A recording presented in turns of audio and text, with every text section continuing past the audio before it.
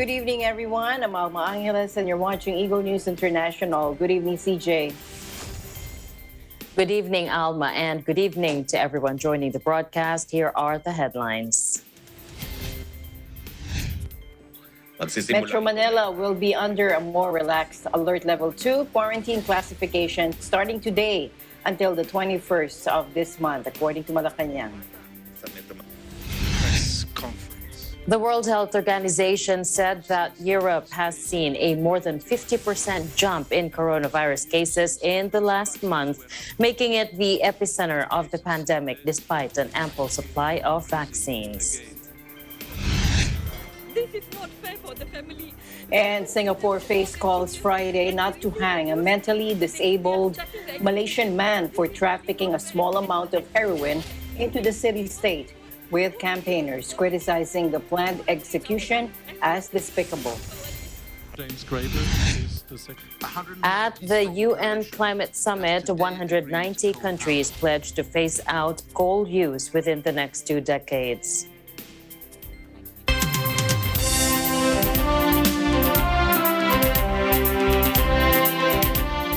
First in our news, the Department of Health here in the Philippines on Friday logged 2,109 recoveries and 2,376 new cases of COVID-19. Take a look. Now, in its daily COVID-19 bulletin, the Health Department said the active case tally slightly dropped to 37,377 compared to 38,014 on Wednesday and 40,786 on Tuesday, with 69% listed as mild, 5.4% asymptomatic, 3.5% critical, 8.2% severe, and 13.94% moderate. The overall recovery tally rose to 2,716,524, or 97.1% of the total confirmed infections of 2,797,986. The total death toll, meanwhile, increased to 44,085 with 260 new deaths. The government has reached its target of administering at least 1 million coronavirus jabs per day as the daily vaccination rate gradually increased after the weekend and November 1st. The country reached that goal on Thursday with 1,119,389 jabs, a gradual increase from 932,762 doses on Tuesday to 948,521 on Wednesday. Data from the National COVID-19 Vaccination Dashboard showed the Philippines has already administered 62,474,334 doses nationwide. In an interview on Friday, National Task Force Against COVID-19 Chief and Vaccine czar, Secretary Carlito Galvez Jr. cited the need to further accelerate the vaccination program, particularly in low-risk areas with high vaccine hesitancy. Citing a local survey, Galvez said 20 to 30% of the population are hesitant to get COVID-19 shots. So far, Galvez said the country has sufficient vaccine supply, with more vaccines arriving in the next few weeks. Meanwhile, back here in the country, Metro Manila will be under a more relaxed Alert Level 2 quarantine classification starting today until November 21st, according to Malacanang. The IATF also approved the recommendation of the Sub-Technical Working Group on Data Analytics to base the alert level assignments of data that is nearest to the implementation date. Let's listen in. Magsisimula ito ngayong araw, Nobyembre 5 at magtatagal hanggang November 21. Pinapayagan na po lumabas ang mga bata sa Metro Manila under Alert Level 2. Pwede na ang intrazonal at interzonal movement. Kung inyong matatandaan, sa dating guidelines ay pinapayagan ng intrazonal at interzonal travel base sa edad at comorbidities at sa pagbili ng essentials o pagtatrabaho sa pinapayagang industriya na may edad below 18 o kabilang sa vulnerable. Sa ngayon, pinapayagan ang interzonal at intrazonal movement. Pero maaari pa rin po magbigay ng reasonable restrictions ang mga LGU na hindi mas mataas sa Alert Level 2.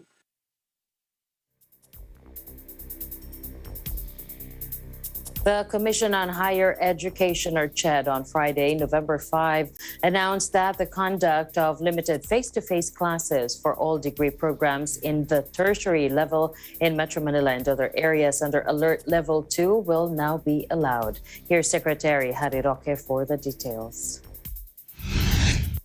Pinapayagan ang limited face-to-face classes sa Alert Level 2 subject sa CHED guidelines. Kasama po rito ang una, dapat fully vaccinated ang mga guro o faculty at mga estudyante.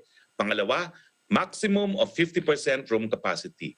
Pangatlo, merong concurrence o suporta ng LGU concern.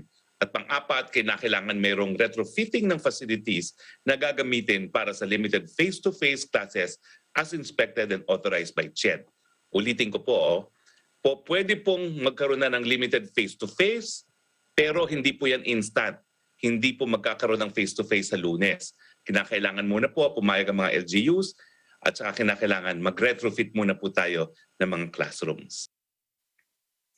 More than 800 higher education institutions were previously allowed to resume face-to-face classes for medicine and allied health sciences. Last September, President Rodrigo Duterte approved its expansion for engineering and technology, hotel and restaurant management, tourism and travel management, marine engineering, and marine transportation courses.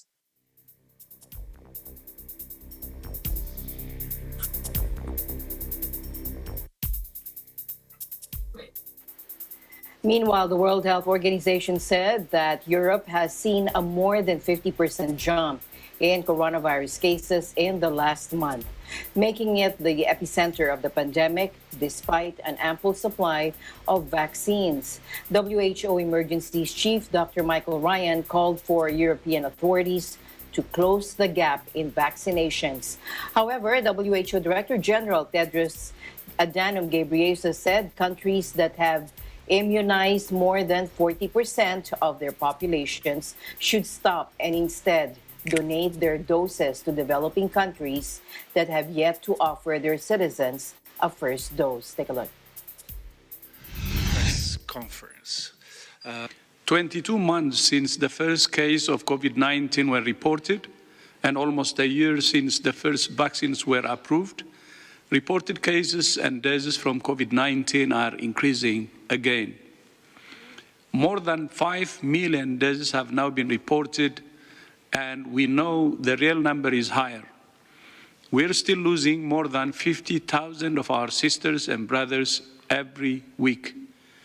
Last week, 56 countries from all regions reported an increase in deaths from COVID-19 of more than 10%. Yesterday, we added another new tool with the emergency use listing of Covaxin, the AIDS vaccine to receive WHO validation for safety, efficacy, and quality.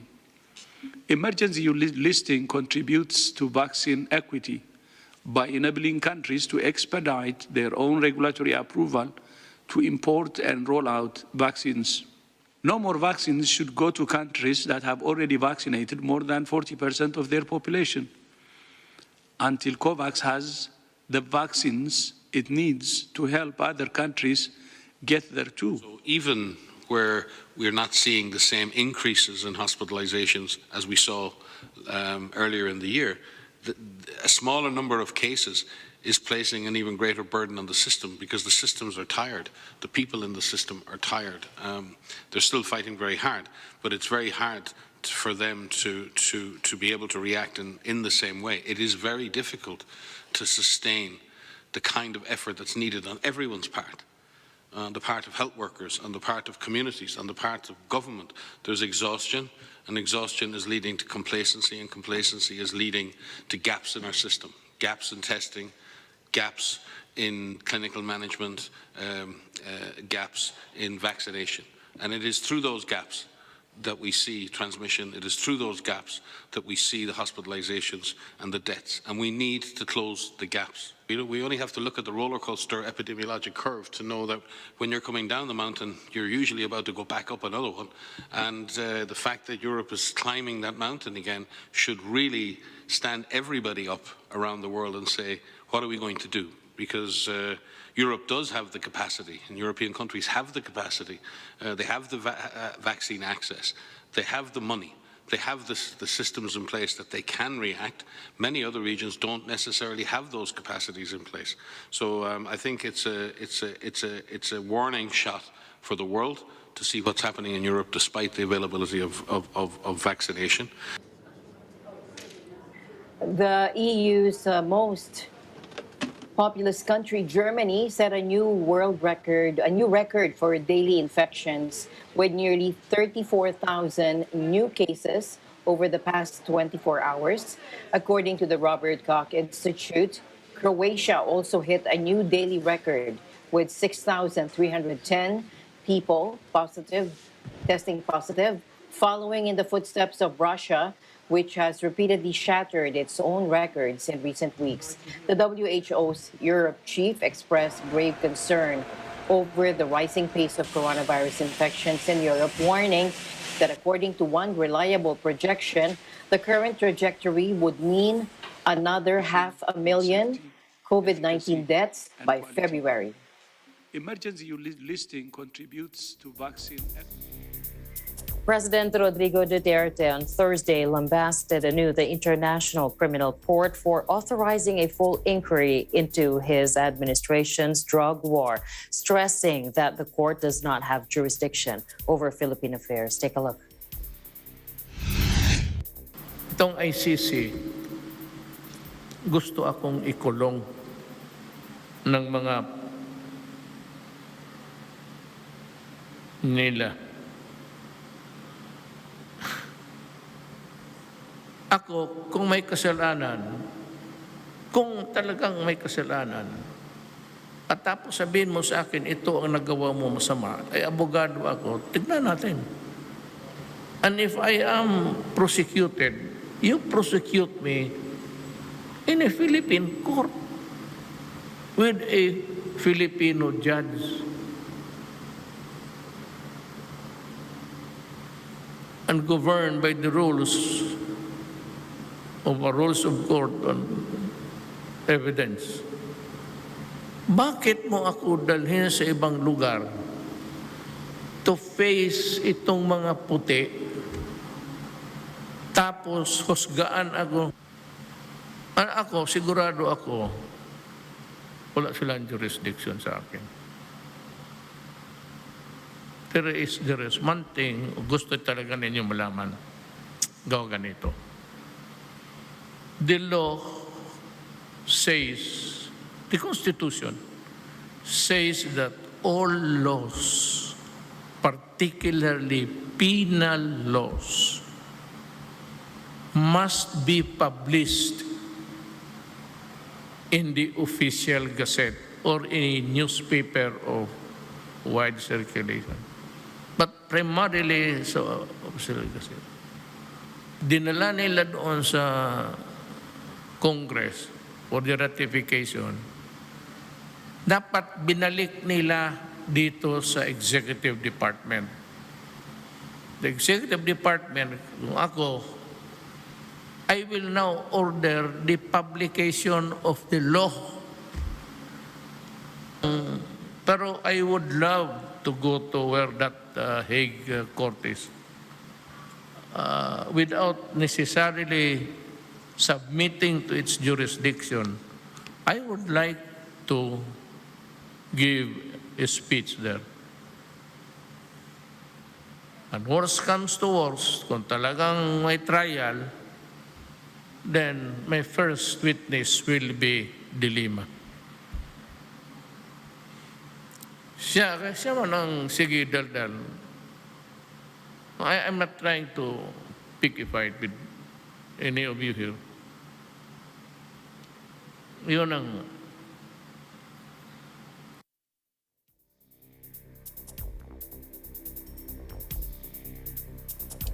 Back to the pandemic news. Pfizer said today that a clinical trial of its first pill to treat COVID-19 shows it is highly effective.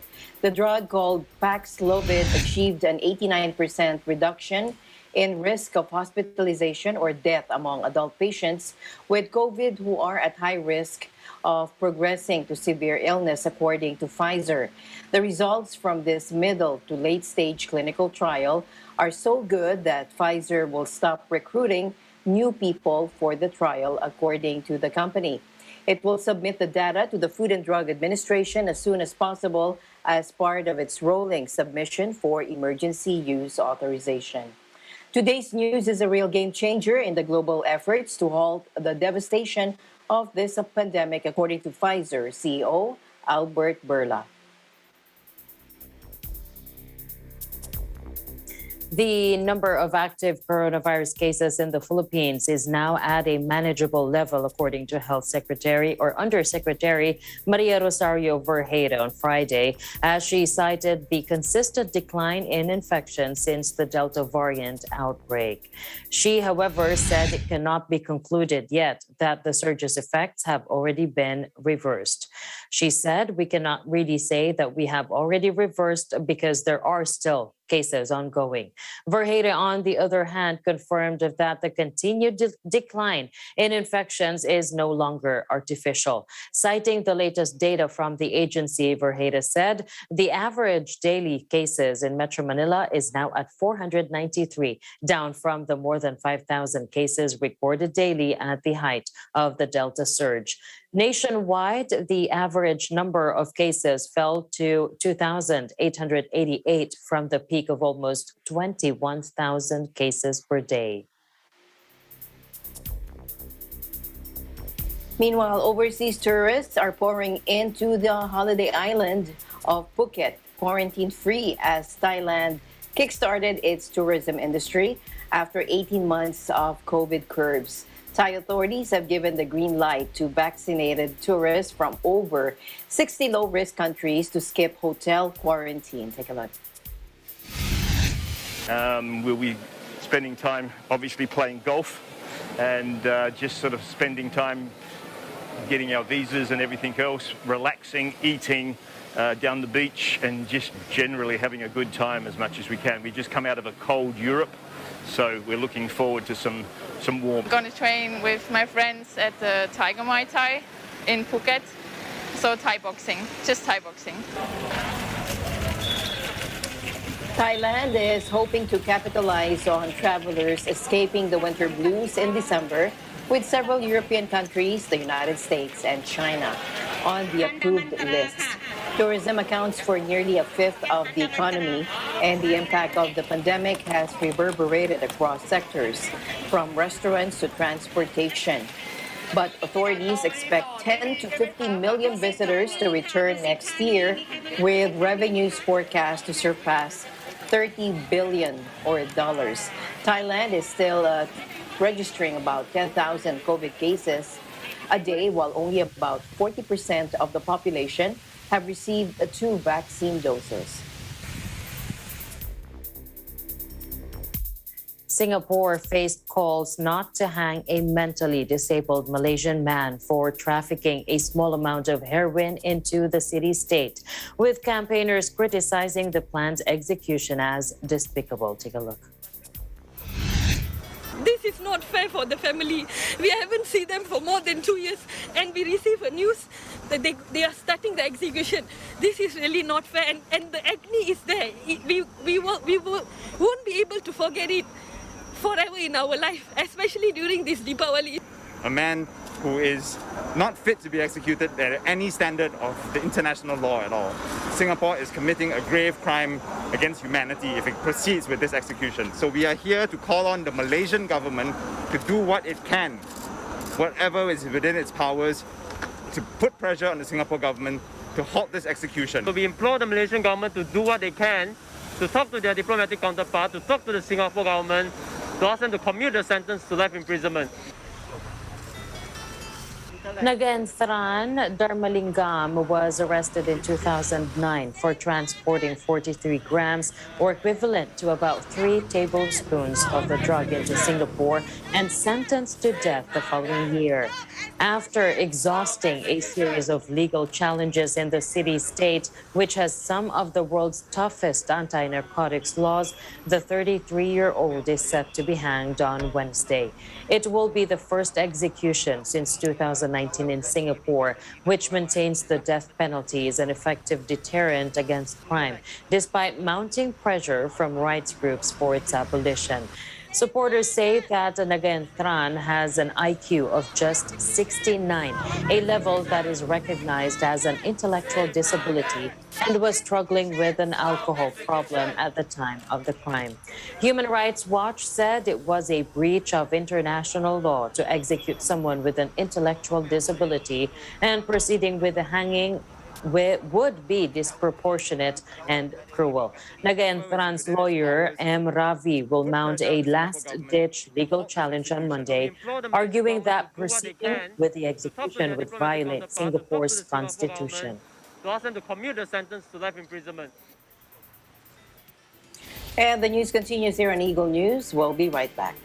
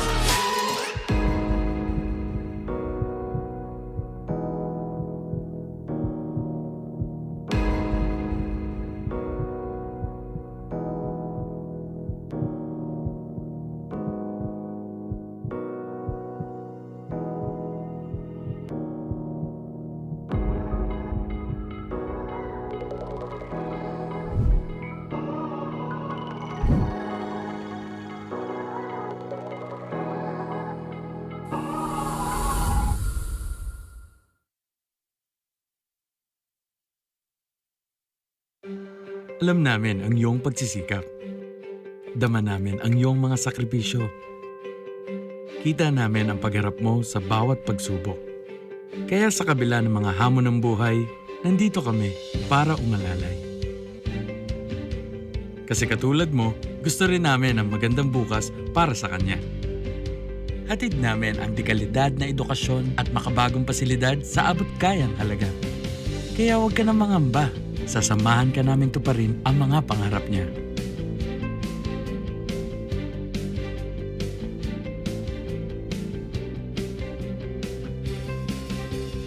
Maaasahan mong sulit dito ang mga pinagsikapan mo. Sa aming mga makabagong pasilidad at sistema ng edukasyon. Mailalabas natin ang aking talino at mga kakayahan niya. Kahit sa munting halaga, makakasiguro ka na makakasabay siya sa mabilis na pag-ikot ng mundo.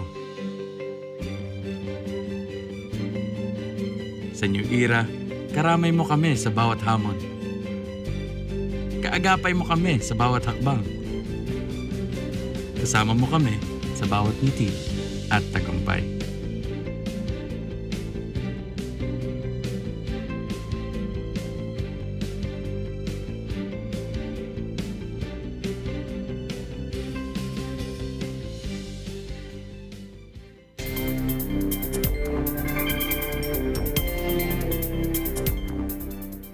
Welcome back. At the UN Climate Summit, 190 countries pledged to phase out coal within the next 2 decades. Here's Alok Sharma, COP26 president. Let's listen in. James Graver is the second. 190-strong coalition has today agreed to phase out coal power and end support for new coal power plants. I think we can say with confidence that coal is no longer king. Countries are turning their back on coal and towards cheaper, cleaner renewables. And in the face of this new reality, today countries including South Korea, Indonesia, Vietnam, Poland, and Ukraine are committing to phase out coal power.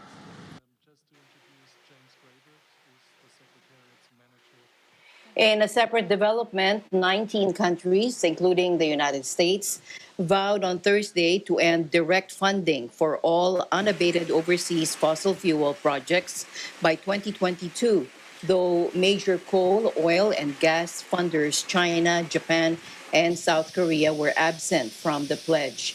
G20 nations last month agreed to end financial support for new unabated coal plants abroad, but Thursday's commitment is the first of its kind to include oil and gas projects. Coal is the single biggest contributor to climate change.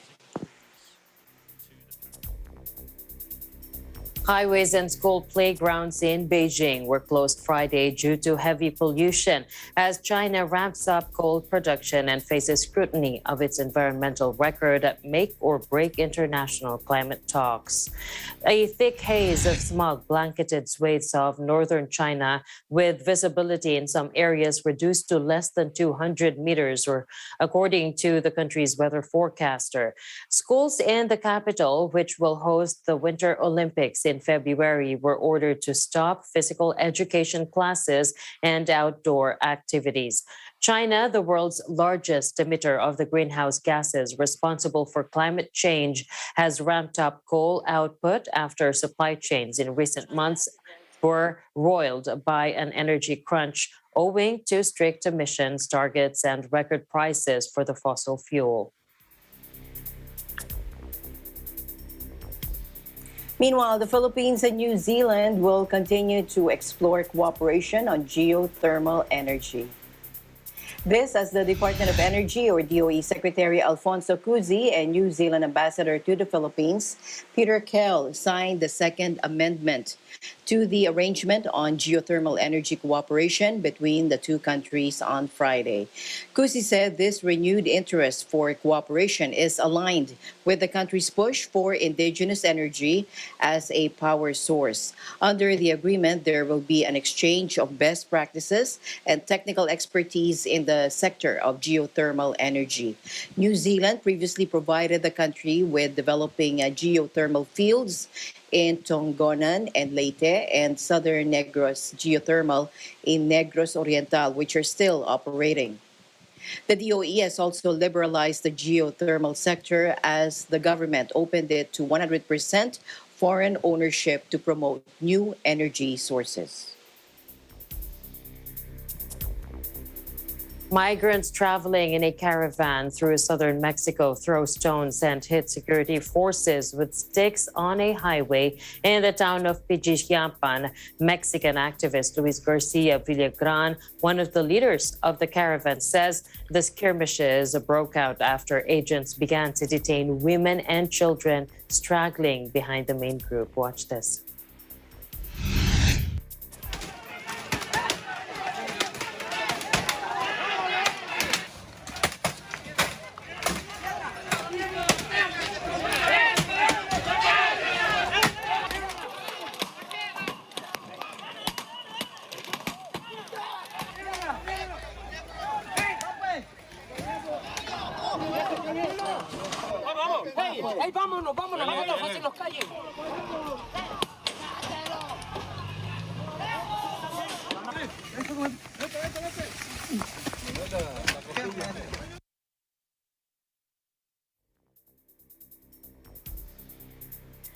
A shooting involving rival gangs on a beach near Mexico's Caribbean resort of Cancun left 2 suspected drug dealers dead. Prosecutors said, sparking panic among foreign tourists. Take a look.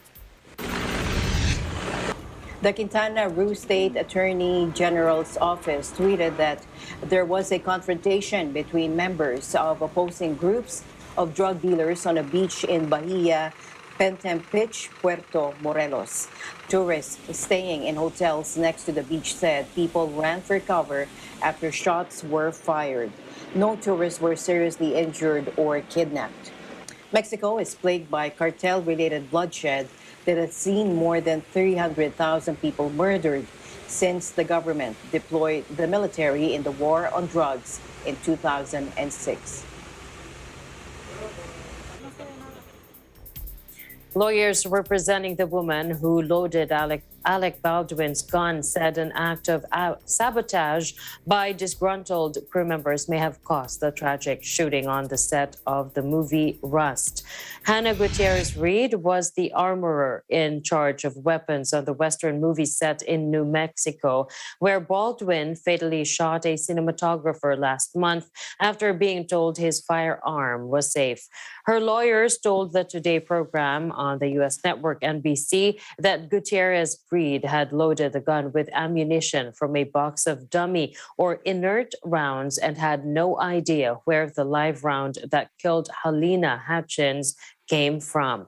Jason Bowles said, "We are assuming somebody put the live round in that box," which, if you think about that, the person who put the live round in the box of dummy rounds had to have the purpose of sabotaging the set. There's no other reason you would do that, he said, that you would mix that live round in with the dummy rounds. Prosecutors have refused to rule out criminal charges over Hutchins' death. Santa Fe County Sheriff Adan Mendoza has said it appeared there was some complacency on the set. There have been multiple reports that Rust camera crew designed the day before the shooting, in part due to significant safety concerns surrounding firearms and explosives on the set. In other news, a Russian analyst was charged by a special counsel probing the origins of the Trump-Russian investigation. Igor Danchenko is accused of lying to the FBI. He provided information for a Democratic-funded dossier and ties between Russia and then-candidate Donald Trump in 2016. Later, federal officials used it to justify surveillance for a former Trump aide. Igor Danchenko is the third person and second in a 2-month span to face charges in special counsel John Durham's probe into the origins of the Russia investigation. Demonstrators march here in Washington, D.C., marking the one-year anniversary of the Ethiopian government's decision to deploy troops into the country's northernmost Tigray region. Take a look. We're circulating around through this area, basically raising awareness to what's been happening in Tigray, the most northern part of Ethiopia, for the last year. Currently, Tigray is under siege. There's a blackout, telecommunication blackout. There's weaponized rape and weaponized famine that's happening right now. So. The protesters, drawn from the Ethiopian diaspora in the United States, many with family members in Tigray, marched behind a banner denouncing 365 days of genocide in Tigray. 1 year to the day since the start of the conflict between Tigrayan rebels and forces sent by Prime Minister Abiy Ahmed to the northernmost Ethiopian region, the violence continues to escalate. The Tigray People's Liberation Front, or TPLF rebel group, are now just a few hundred miles from the capital, Addis Ababa. Abiy promised a swift victory when war broke out last November, but by late June, the TPLF had retaken most of Tigray and begun pushing south. Fighting has killed thousands and driven hundreds of thousands of people into famine-like conditions, according to UN estimates.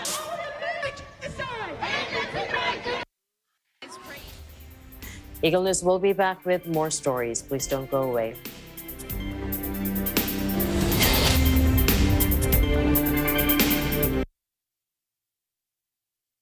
Mula noon hanggang ngayon, Gabay natin ang MTRCB ratings sa matalino at responsableng panonood.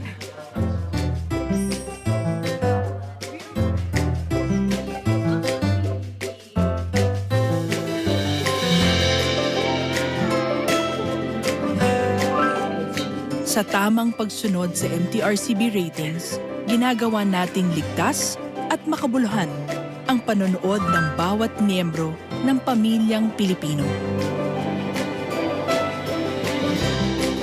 Lumipas man ang panahon, hanggang may pamilyang Pilipino, andyan ang MTRCB. Dito nyo lang unang maririnig. Breaking news. Talagang napag-isipan ninyo, wag na pong tumakbo. Si Mayor Sara ay tatakbo, I will seriously consider. Pati meron mas maganda pang mechanism para matulungan natin yung ating mga super. Ito yung Pantawid Pasada Program. Ano sa palagay ninyo? Suspindihin muna yung excise tax on fuel o kawalan naman ng 131.4 billion sa government revenues na pandemic response natin yan sa 2022. Mga isyong siguradong tatatak sa inyong umaga. So, yan. Better stories. Sabi nga mawalan ka na ng kuryente, huwag ka lang mawalan ng tubig. Ako, I agree. Paano ka maglilinis? Paano ka maliligo? Doon Correct. talaga nag-uumpisa ang sakit. Sige nga, pakwento nga dito sa talinong angkin nitong COVID-19 na to. Una, walang utak yung COVID-19 na yan. Dapat mas mautak tayo. Gaano karami po ba ang nadagdag sa ating populasyon na tulad ng inaasahan natin? Ito ay mas mababa kaysa nung 2019. Sila ang source ng pinag-uusapan ngayon. ASPN. Bawal ang bata except for yung essential travel or for work, hindi ba? Maaasahan ho ba na ating mga healthcare workers na bago po magtapos ang taon, yung kanilang mga benepisyo po ay maibibigay na po sa kanila? Yung ibang mga opisyal, naroon pa rin sila at nakaupo pa rin sa PhilHealth. Have they been administratively charged? May mga kaso na ito. Sa DICT, all the LGUs, as long as nagpabakuna ka, binibigay nila yung record na yon sa DICT. Ano sa palagay nyo? Kasama sina Ali Soto at Pat Pindaza. Ibig sabihin po, ang pamahalaan ay hindi maaring makialam. Dahil gusto mo parang may emergency intervention.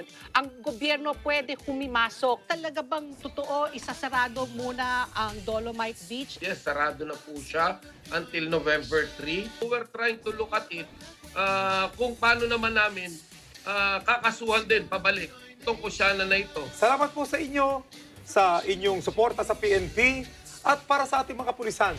Lunes hanggang Biyernes, alas 8 hanggang alas 10 ng umaga. Simulcast sa Net25. Kasi pag kumuha ka ng ganyan, kumakalembang yung mga dito mo. DZEC 1062 Mega Manila. Eagle FM 95.5. Facebook at YouTube. Hi, I'm Alex Calleja, isang podcaster, YouTuber, writer, director, at isang stand-up comedian for more than 12 years. Kaya naman, heto na ang funniest nakawall videos! Ang natatanging show na bubusugin ang buong sambenan sa katatawanan! Ito ang bagong tambayan ng buong pamilya at barkada. Mula Lunes hanggang Biyernes nyo kami makakasama tuwing 4:30 p.m. Dito lang sa Net25. Dito, mapapanood natin ang best comedy videos na hinanap pa namin sa kasuluk-sulukan ng internet. So ano pang hinihintay nyo? Join na sa pinakabago at pinakamasayang afternoon habit ng tawanan at kulitan, ang funniest nakaball videos.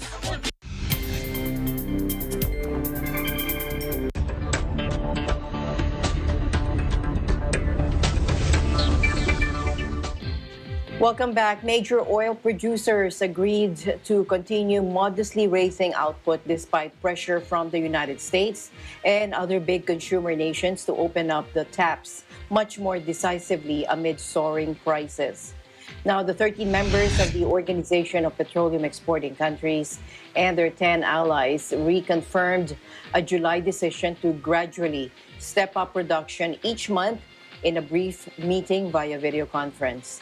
The powerful producers led by Saudi Arabia and Russia in the so-called OPEC Plus will add 400,000 barrels per day in December, according to them. OPEC Plus slashed production steeply last year as the pandemic hit markets, but has eased output cuts this year as the global economy slowly recovers. The White House was disappointed with the OPEC Plus decision, warning that the global economic recovery is being imperiled by a mismatch between supply and demand of oil. OPEC Plus seems unwilling to use the capacity and power it has now at this critical moment of a global recovery for countries around the world, according to a National Security Council spokesperson.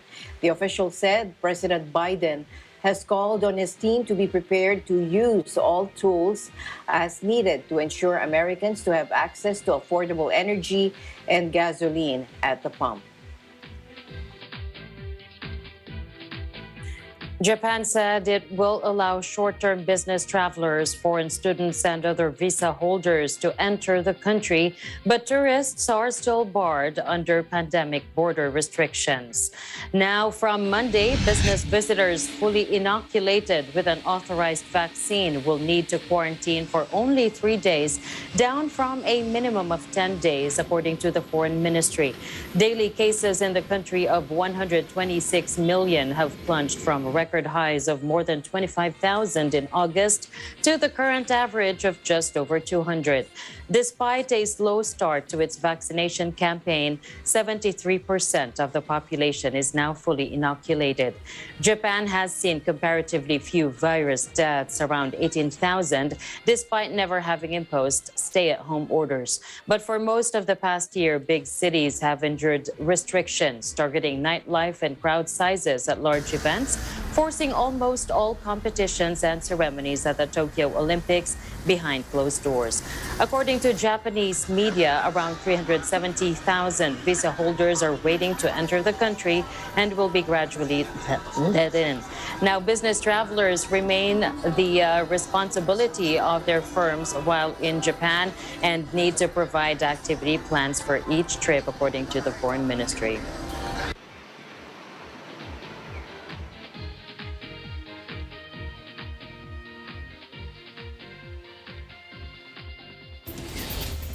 And the news continues here on Eagle News. We'll be right back.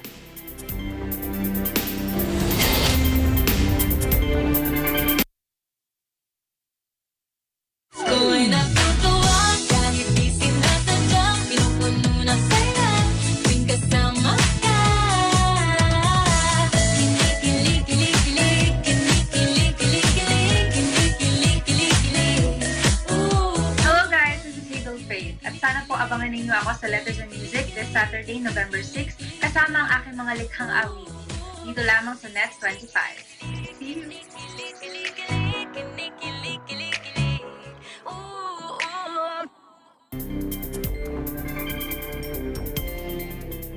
Welcome back. NASA held a virtual media briefing to preview the launch of the agency's first planetary defense test mission, the Double Asteroid Redirection Test, or DART. As a technology test, the mission will help determine if intentionally crashing a spacecraft into an asteroid is an effective way to change its course should an Earth-threatening asteroid be discovered in the future. Let's listen in. First and foremost, these asteroids are not a threat to the Earth. They are not a danger to the Earth. They are not on a path to hit the Earth in the foreseeable future. That makes them appropriate target for a first test. But what really makes these asteroids ideal for this first test is because it's a double asteroid system. The DART mission is about demonstrating deflection of an asteroid, changing its course, and doing it by hitting it with a spacecraft. So DART has to hit the spacecraft, the DART spacecraft has to hit the asteroid, then DART has to measure the amount of deflection, and then we want to understand why that deflection came about, how it works. So it's all about measuring the momentum transfer. And if one day an asteroid is discovered on a collision course with Earth, Then we have an idea of how big that asteroid is and how fast it's coming and when it will hit, that kind of information, then we will have an idea how much momentum we need to make that asteroid miss the Earth. One thing I want to say is that we're going to be launching, you know, you might have heard 23rd or 24th. Well, the point is that we're launching on the 23rd in Pacific time, late in the day at 10:20 p.m. If we launch on the first day of the launch window, or on the 24th, which is Eastern time at 1:20 a.m. Johnson's NASA's planetary defense officer said more than 27,000 near-Earth asteroids have been cataloged, but none currently pose a danger to the planet. An asteroid discovered in 1999, known as Bennu, that is 1,650 feet wide, will pass within half the distance of the Earth to the Moon in the year 2135. But the probability of an impact is considered very slight. An asteroid is discovered on a collision course with Earth. And that's it for tonight's broadcast. Thank you so much for joining us. I am CJ Hero. The news continues tomorrow. And at the end of the day, there remains so much more to be grateful for. We'll see you back tomorrow. I'm Alma Angeles, and we live in interesting times.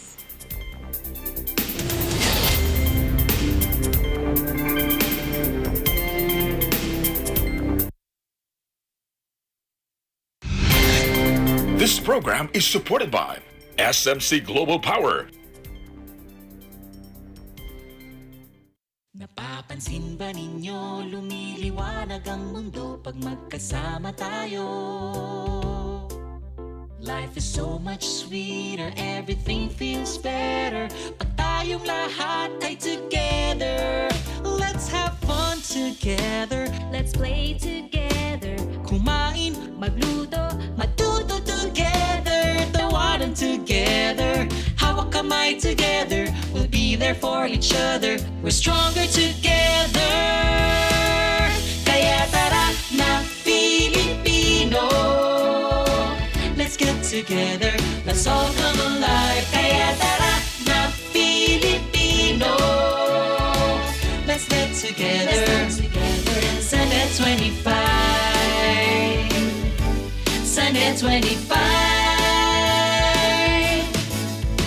Let's stay together, let's sing together, let's all work together, mag-travel together, let's shop together, mangarap together, we can fly higher when we are together. Kaya tara na Pilipino, let's get together, let's all come alive. Kaya tara na Pilipino, let's get together, Sunday 25.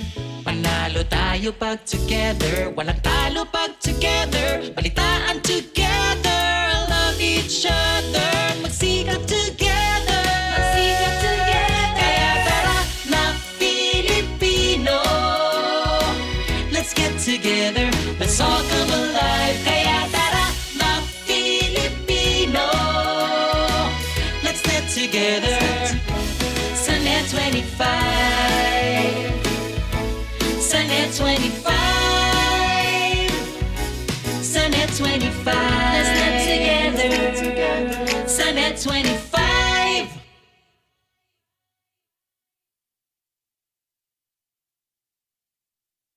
How do you find that concept or that area where you gusto ko i-innovate ito? Sometimes it just clicks. Maraming nag-audition. Tapos pinili. Tapos inayos. When you say inayos, ayusin mo ang face, pagagandahin mo, ipapa-acting mo. Hindi ako yung ordinary viewer.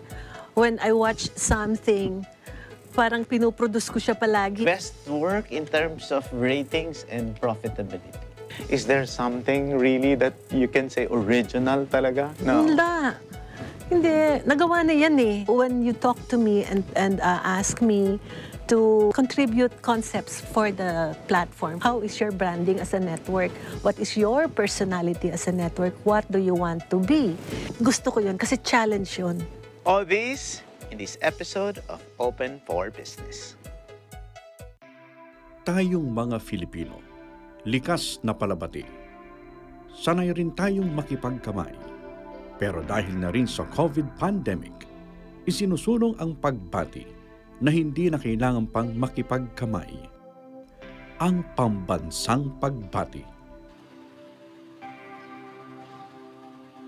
Ito ay ang pagdampi ng kanang palad sa gitnang bahagi ng dibdib, kasabay ng bahagyang pagyukod ng ulo o paibabang tingin, at pagsambit ng mga salitang nagpapahayag ng pagbati, paggalang o pagpupugay. Pagkatapos nito ay ang pag-angat ng ulo ng nakangiti at nakatingin sa mata ng binabati. Pambansang pagbati, pagpapakita ng paggalang, kababaang loob at pagiging sensero nating mga Filipino. It's time to take one step further and face the impossible.